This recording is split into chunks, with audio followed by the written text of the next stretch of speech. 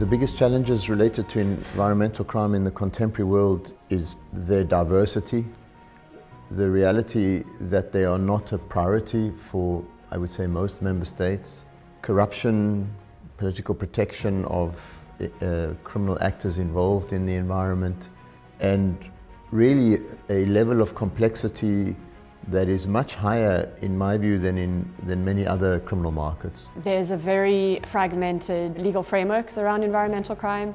It's not always clearly defined what the crimes are, or they may have low penalties, which makes it seem as if they are not serious crimes when they are.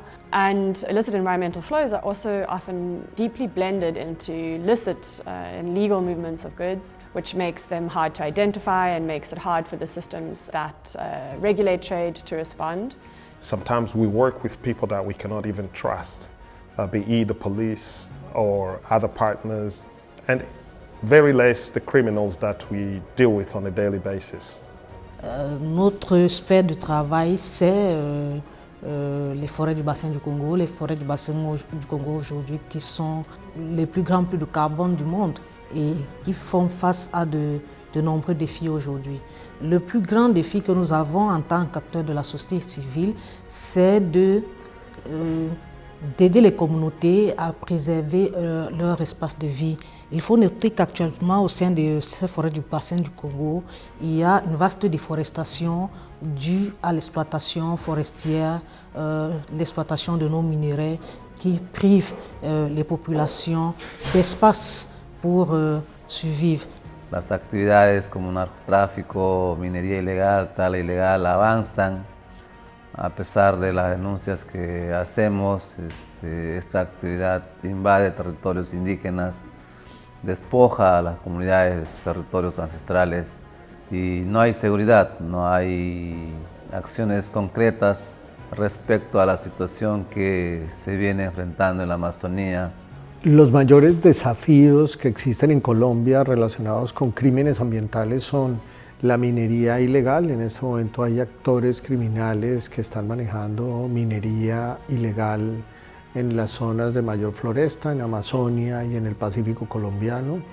También tenemos un problema relacionado con deforestación, la deforestación asociada a la apropiación de tierras y al tráfico de madera. Y también tenemos un problema grave relacionado con tráfico de especies. Son los tres principales problemas que estamos teniendo.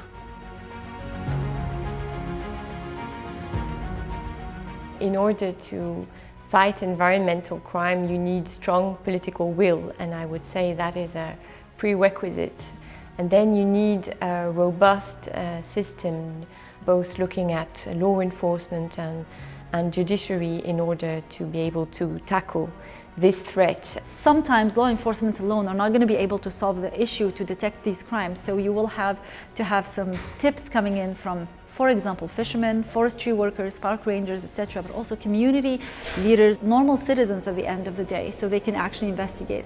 You have this whole approach that we often talk about, which is our open source intelligence, that needs to be complemented with interhuman intelligence from oftentimes communities. So it's really building blocks that have to be going hand in hand here in order for us to solve the problem, or at least to start solving the problem. We need to launch negotiations of new protocols to the GI-TOC to appropriately address the growing challenges of environmental crimes.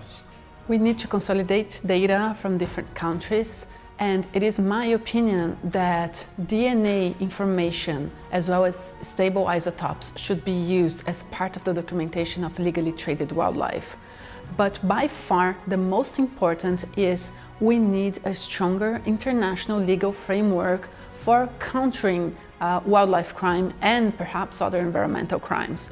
So for example, illegally collected animal protected in the origin, which is not listed in CITES, can be sold in theory legally elsewhere, for example in Germany. And we need to strengthen the international framework to be able to criminalize this kind of illegal activity. For example, with the new protocol under the GI-TOC. What has to be done is to learn lessons from the implementation of the UNTOC in the past. If we don't take those lessons seriously, if we don't look at the past of the UNTOC, I think we will likely get instruments which will be nowhere near as effective as they might be. So this is a core challenge going forward.